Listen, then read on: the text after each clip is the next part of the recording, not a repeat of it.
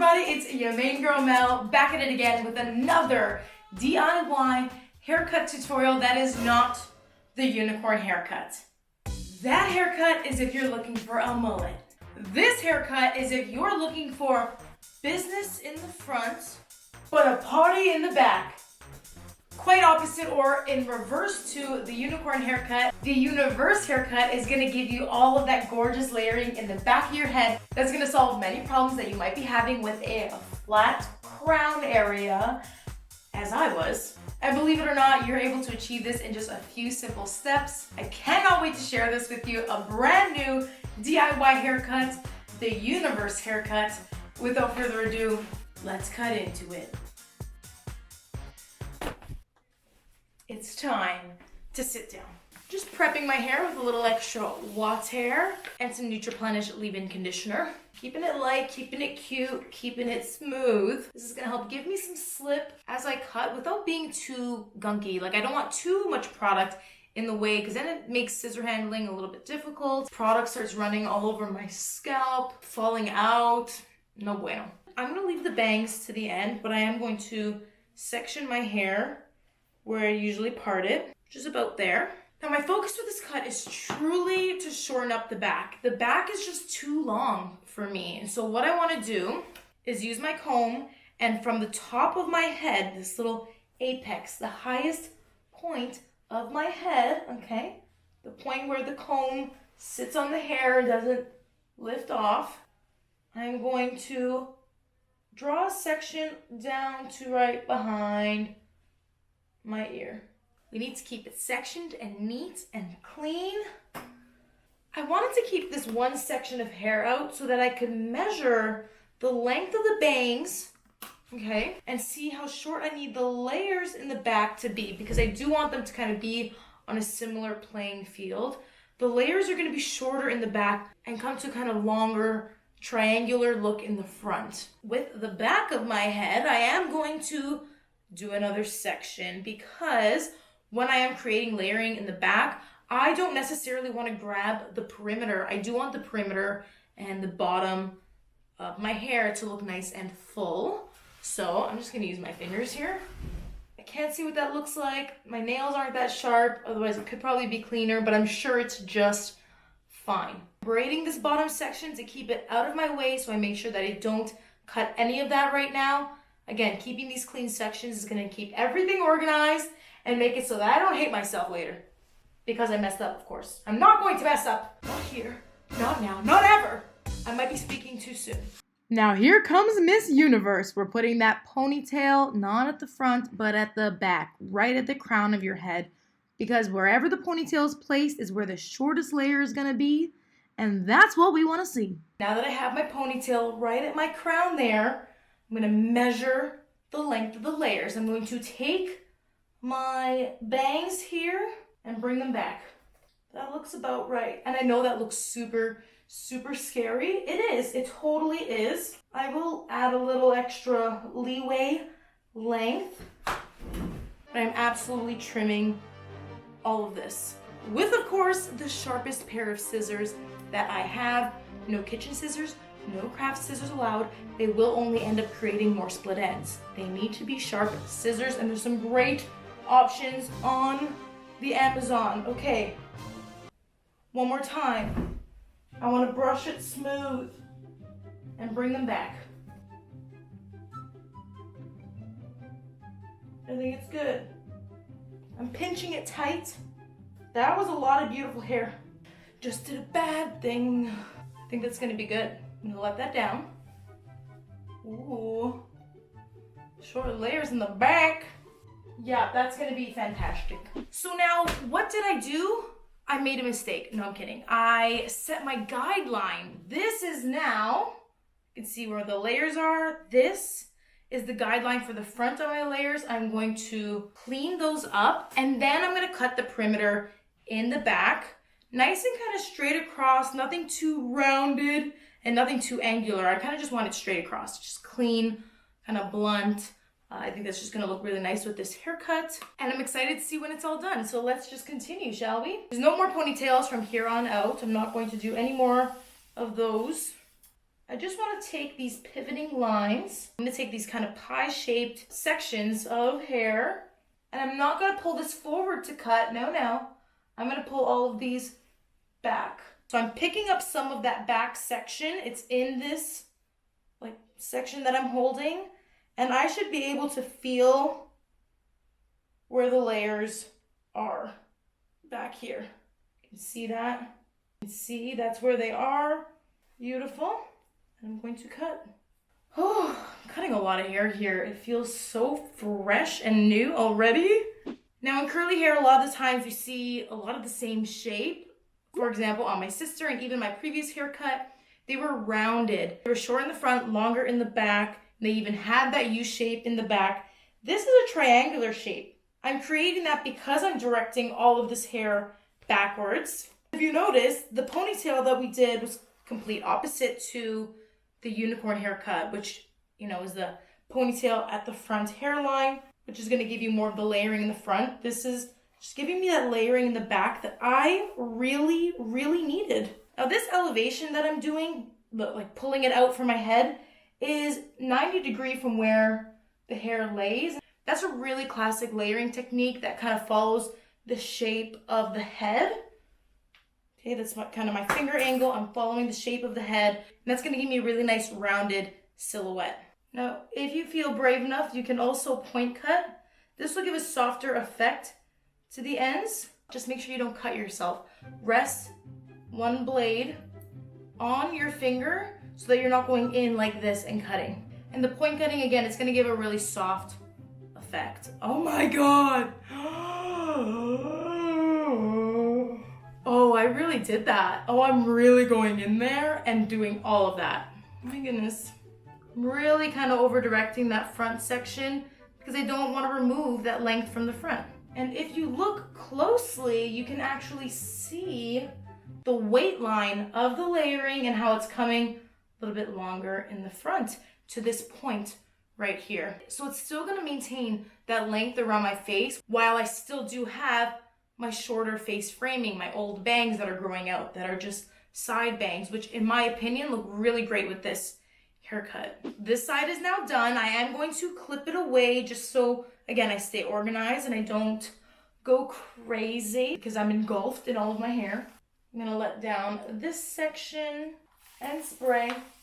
Now you might be wondering, how are you gonna get this side even to the other side? Well, remember, we created our guide. This back here, that layering that we put in is our guideline. It was just one ponytail placed at the center back of my head, which means all the hair traveled evenly, all the back is leveled, and I just need to remember the angle in which I pulled this hair back. Or if you don't want to freestyle it like me, you can always place pigtail haircuts here as well. You can check out that video for that. This is the universe haircut. Okay. And of course, once all of this is cut, we will check for balance. But I'm going to go ahead. Oh, you can see the layering back here compared to the layering up here. It's much, much longer. I am going to take those pie-shaped sections yet again.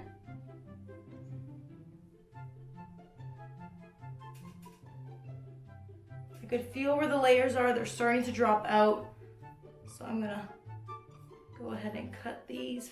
And I'm also paying attention. I mean, I saw how much I cut on the other side. It was about the same amount. Right? As long as I'm not starting from an uneven haircut, I just need to remember how much I cut off. Okay, I cut off an inch on this side, cut off an inch on that side. It makes things a lot easier, unless again, you're starting from a crooked place. In that case, well, good luck, Charlie. And because I do have a side part, not to complicate things, but I am kind of elevating this side just a little bit more, because what happens when you elevate the hair, if I'm all the way up here, it's going to take a little bit more weight off of the top section as opposed to the ends. And that's going to keep a little bit more density. It's going to help to kind of balance out the shape of the haircut since, I mean, the parting is asymmetrical. Yes, the side part kind of complicates things.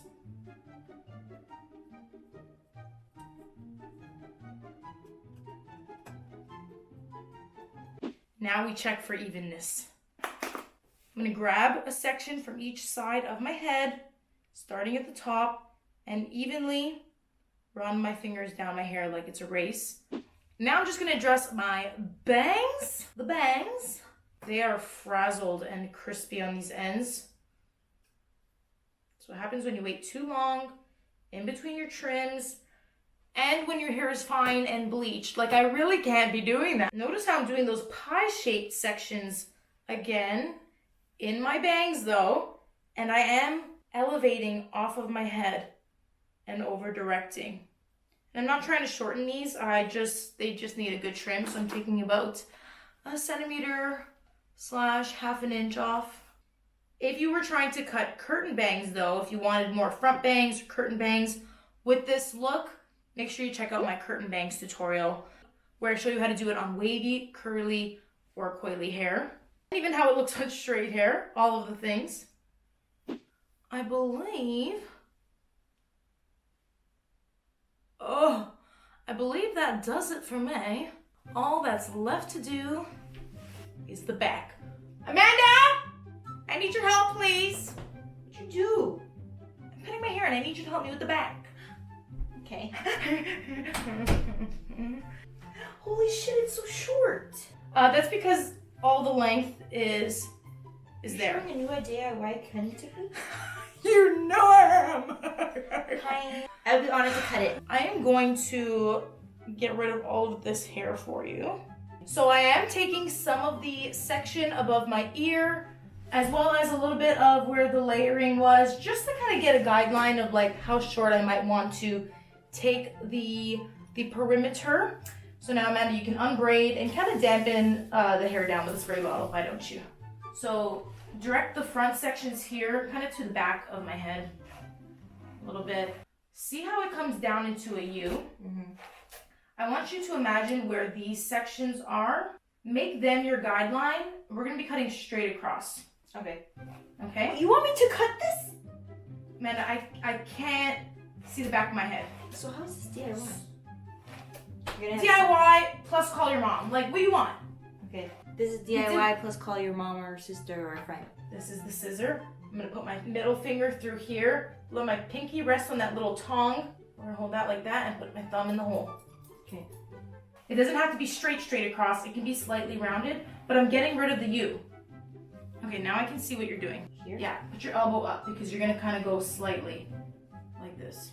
Just follow the line. Oh God!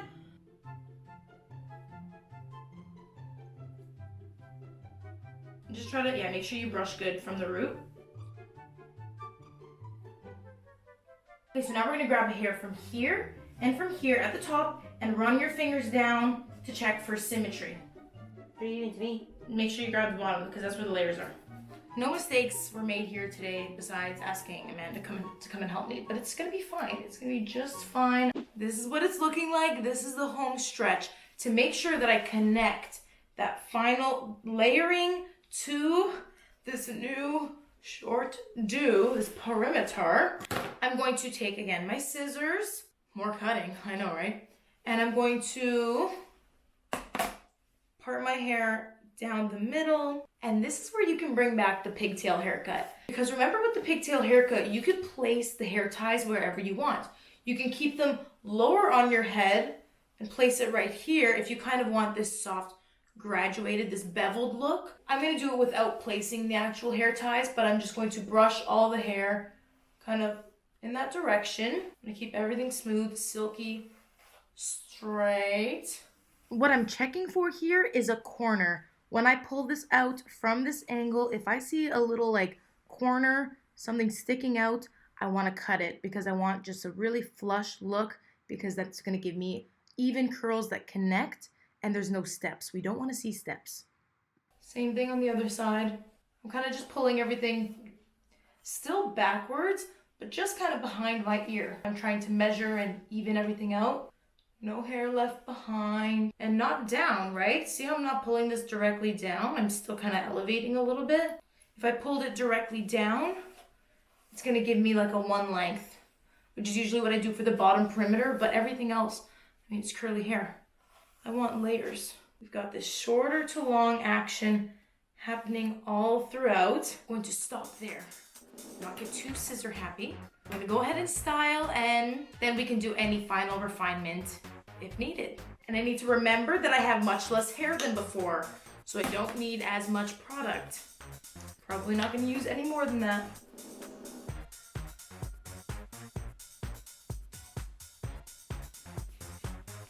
Ta-da!